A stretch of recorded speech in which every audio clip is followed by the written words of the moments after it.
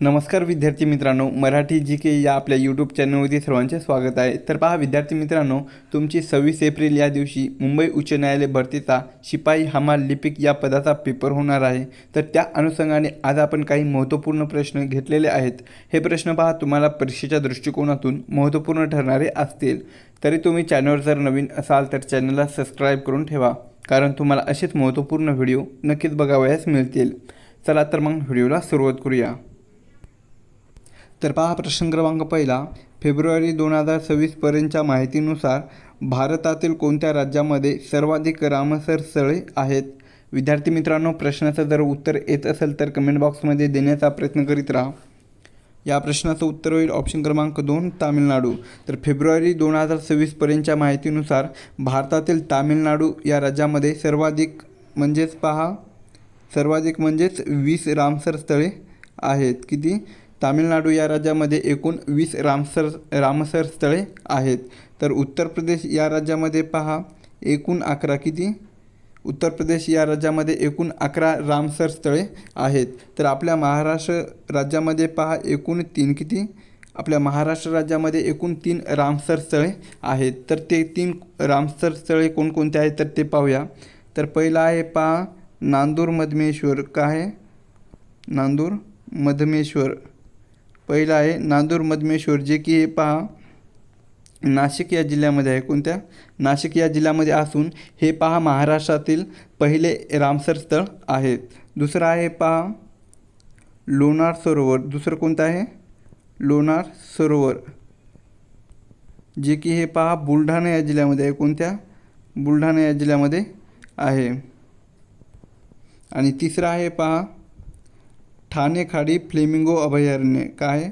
ठाणे खाडी फ्लेमिंगो अभयारण्य, जे की पहा हे मुंबई या ठिकाणी आहे। कुठे? मुंबई या शहरामध्ये आहे। असे मिळून आपल्या महाराष्ट्रामध्ये एकूण 3 रामसर स्थळे आहेत। तर सध्या भारतामध्ये पहा एकूण 98 किती? सध्या भारतामध्ये एकूण 98 रामसर स्थळे आहेत। प्रश्न क्रमांक दुसरा, हार्मुझ सामुद्रधुनी स्ट्रेट ऑफ हार्मुझ कोणत्या 2 देशादरम्यान स्थित आहे?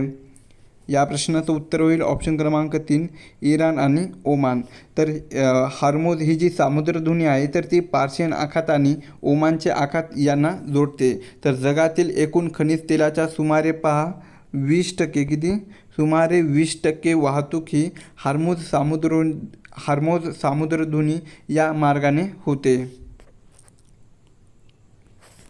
प्रश्न क्रमांक चौथा, कोणत्या राज्याने भारतातील पहिली पूर्णपणे सौर ऊर्जेवर चालणारी ATM व्हॅन लॉन्च केलेली आहे? या प्रश्नाचं उत्तर होईल ऑप्शन क्रमांक 1 त्रिपुरा। तर त्रिपुरा ग्रामीण बँकेने पहा सौर ऊर्जेवर चालणारी पहिली मोबाईल ATM व्हॅन ही लॉन्च केलेली आहे। प्रश्न क्रमांक 5, खालीलपैकी ग्रेस या टोपणनावाने प्रसिद्ध असणारे कवी कोण आहेत? या प्रश्नाचं उत्तर होईल ऑप्शन क्रमांक 4 माणिकशंकर गोडघाटे। तर ग्रेस या टोपणनावाने प्रसिद्ध असणारे कवी हे पहा माणिकशंकर गोडघाटे आहेत। तसेच आपण पहा काही लोकप्रिय मराठी कवी आणि त्यांचे टोपणनाव पाहणार आहोत। तर पहा पहिला आहे केशवसूत, हे जे टोपणनाव आहे तर ते कृष्णाजी केशव दामले या मराठी कवितेचं हे टोपणनाव आहे। केशवकुमार हे जे टोपणनाव आहे तर ते प्रल्हाद केशव आत्रे या कवीचं टोपणनाव आहे ते। कुसुमाग्रज हे जे टोपणनाव आहे तर ते विष्णू वामन शिरवाडकर या कवीचं आहे। गोविंदाग्रज हे जे टोपणनाव आहे तर ते पहा राम गणेश गडकरी यांचं आहे। बालकवी हे जे टोपणनाव आहे तर ते त्र्यंबक बापूजी ठोंबरे यांचं आहे। तर अनिल हे जे प्रसिद्ध टोपणनाव आहे तर ते पहा आत्माराम रावजी देशपांडे यांना ओळखले जाते अनिल या टोपणनावाने।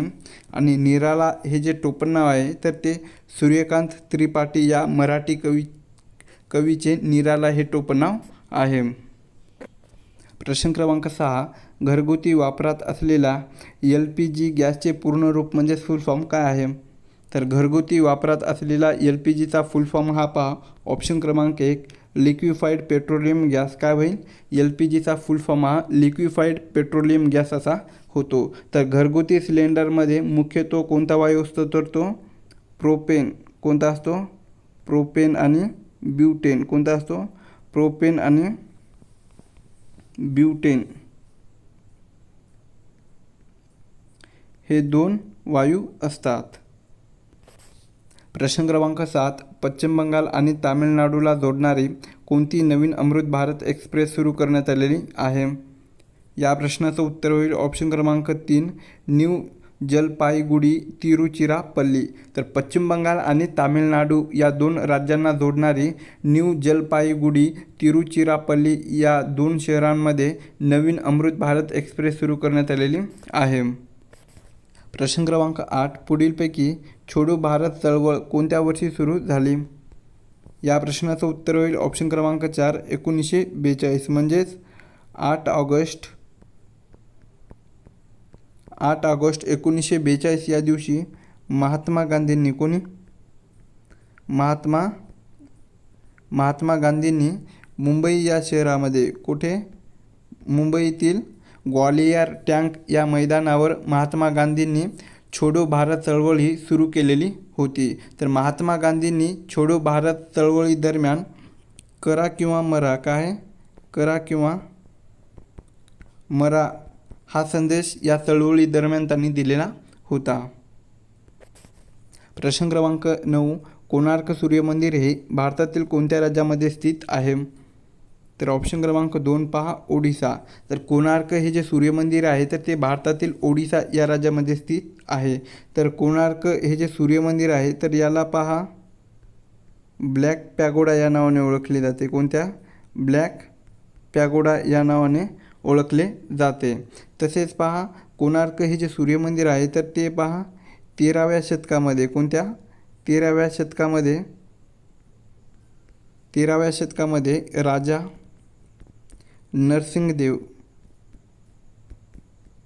नरसिंगदेव पहिला याने हे मंदिर बांधलेले आहे. प्रश्न क्रमांक 10. T20 विश्वचषक सन 2026च्या अंतिम सामन्यातील मॅन ऑफ द मॅचचे मानकरी कोण ठरलेले आहेत? या प्रश्नाचं उत्तर होईल ऑप्शन क्रमांक 1 जसप्रीत बुमराह. तर पहा जसप्रीत बुमराह हा T20 विश्वचषक सन 2026च्या अंतिम सामन्यातील मॅन ऑफ द मॅचचे मानकरी ठरलेले आहेत. तसेच प्लेयर ऑफ द टुर्नामेंट म्हणजेच मालिकावीर कोण ठरलेले आहे? तर मालिकावीर तर हा पहा संजू सॅमसन. कोण?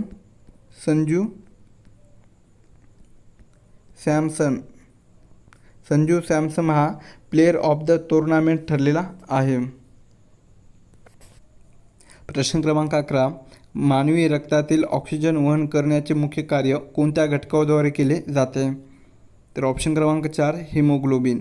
तर मानवी रक्तातील ऑक्सिजन वहन करण्याचे मुख्य कार्य हे हिमोग्लोबिन या घटकाद्वारे केले जाते. तर हिमोग्लोबिन हे तांबड्या रक्तपेशामध्ये म्हणजेच RBC असते आणि ते शरीराच्या विविध भागांना ऑक्सिजन पुरवते.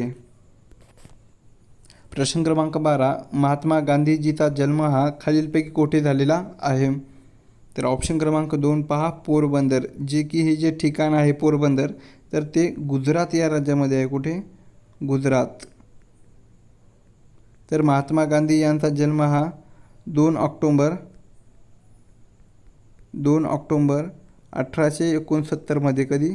2 ऑक्टोंबर 1869 या दिवशी महात्मा गांधीजीचा जन्म हा पोरबंदर या ठिकाणी झालेला आहे.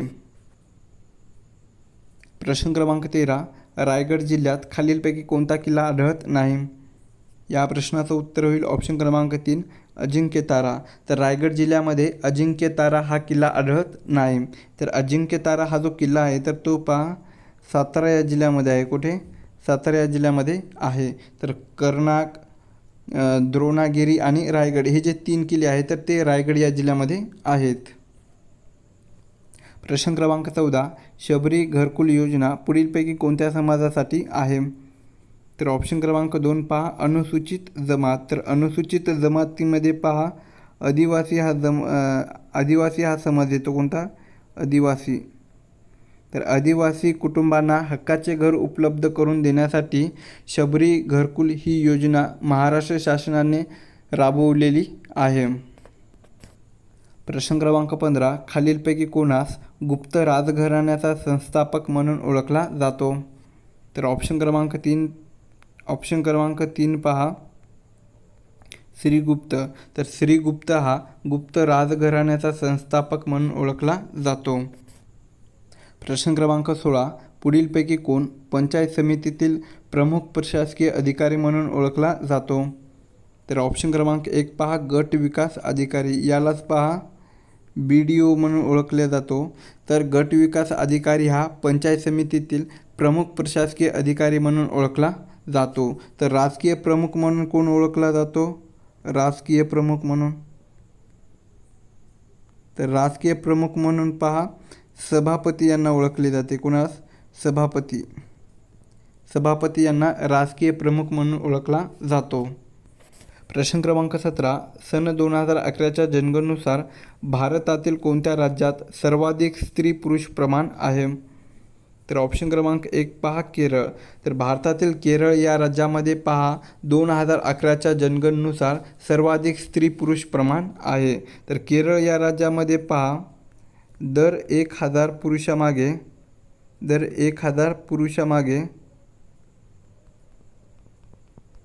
1084 किती? 1084 स्त्रिया असं प्रमाण होते 2011च्या जनगणनेनुसार. प्रश्न क्रमांक 18. झारखंड या राज्याची राजधानी खालीलपैकी कोणती आहे? तर ऑप्शन क्रमांक 4 पहा रांची. रांची ही झारखंड या राज्याची राजधानी आहे. तर डेहराडून हे जे आहे तर ते पहा उत्तराखंड. काय आहे? उत्तराखंड या राज्याची राजधानी आहे. रायपूर हे जे आहे तर ते पहा छत्तीसगड. काय आहे? छत्तीसगड या राज्याची राजधानी आहे रायपूर. भुवनेश्वरची पहा ओडिसा हे राज्य आहे. काय? ओडिसा या राज्याची राजधानी भुवनेश्वर आहे. प्रश्न क्रमांक 19. भारताचे UPI डिजिटल पेमेंट प्रणाली कोणत्या संस्थेने विकसित केलेली आहे? तर ऑप्शन क्रमांक 1 पहा NPCI. भारताची UPI डिजिटल पेमेंट प्रणाली पहा NPCI या संस्थेने विकसित केलेली आहे. तर NPCIचा फुल फॉर्म काय आहे? तर ते national payment corporation of India. काय आहे?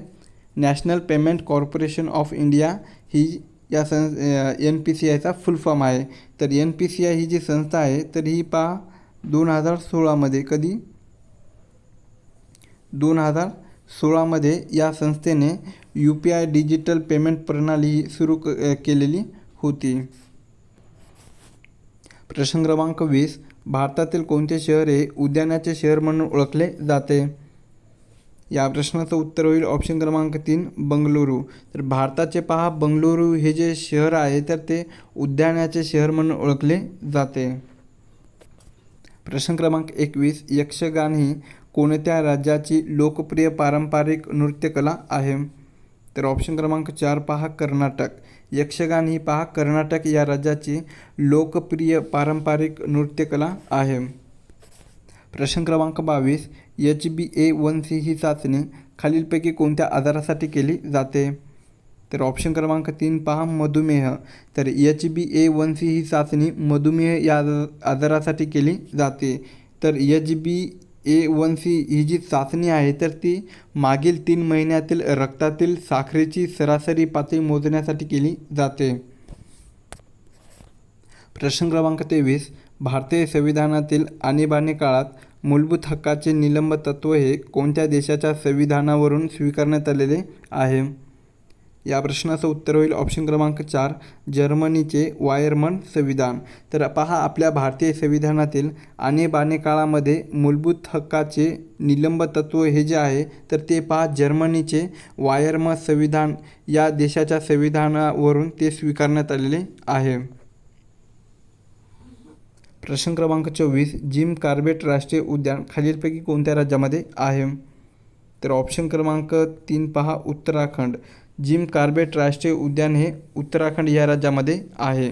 तर जिम कॉर्बेट हे जे राष्ट्रीय उद्यान आहे तर हे पहा भारतातील पहिले आणि सर्वात जुने राष्ट्रीय उद्यान असून याची स्थापना ही पहा 1936मध्ये. कधी? वर्ष लक्षात ठेवा 1936मध्ये या राष्ट्रीय उद्यानाची स्थापना ही करण्यात आलेली होती. जे की हे जे उद्यान आहे तर ते वाघाच्या संरक्षणासाठी प्रसिद्ध आहे. प्रश्न क्रमांक 25 2023मध्ये भारताने आदित्य 11 ही मोहीम कशासाठी राबवलेली होती? या प्रश्नाचं उत्तर होईल पहा ऑप्शन क्रमांक 4 सूर्याचा अभ्यास. तर 2023मध्ये भारताने आदित्य 11 ही जी मोहीम आहे तर ती सूर्याचा अभ्यास करण्यासाठी राबवलेली होती. प्रश्न क्रमांक 26 निराश या शब्दाचा विरुद्धार्थी शब्द खालीलपैकी कोणता आहे? तर निराश या शब्दाचा विरुद्धार्थी शब्द कोणता होईल? ऑप्शन क्रमांक 2 पहा आशावादी होतो. कोणता? आशावादी होतो. प्रश्न क्रमांक 27 सत्य नडेला हे कोणत्या कंपनीशी संबंधित आहेत? तर सत्य नडेला हे जे आहे तर ते पहा ऑप्शन क्रमांक 3 मायक्रोसॉफ्ट. कोणत्या? मायक्रोसॉफ्ट या कंपनीशी ते संबंधित आहेत. प्रश्न क्रमांक 28 भारताची सर्वाधिक लांबीची सीमा कोणत्या देशाशी आहे? तर भारताची सर्वाधिक लांबीची सीमा ही पहा ऑप्शन क्रमांक 1 बांगलादेश. कोणत्या? बांगलादेश या देशाशी आहे. सर्वाधिक म्हणजेच किती? 4096 किती? 4096 किलोमीटर इतकी लांब आहे.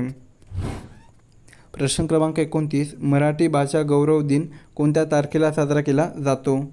तर ऑप्शन क्रमांक 4 पहा 27 फेब्रुवारी. तर मराठी भाषा गौरव दिन हा दरवर्षी 27 फेब्रुवारी या दिवशी साजरा केला जातो. तर महाराष्ट्राचे ज्येष्ठ कवी विष्णू वामन शिरवाडकर. काय? विष्णू वामन शिरवाडकर यांनाच पहा कुसुमाग्रज या टोपण नावाने ओळखले जाते. तर यांच्या जन्मदिनानिमित्त मराठी भाषा गौरव दिन हा साजरा केला जातो. प्रश्न क्रमांक 30 उंटाच्या तोंडात जिरे या म्हणीचा अर्थ काय होतो? तर उंटाच्या तोंडात जिरे या म्हणीचा अर्थ पहा ऑप्शन क्रमांक 3 गरजेपेक्षा खूप कमी. काय होते? गरजेपेक्षा खूप कमी असा अर्थ होतो.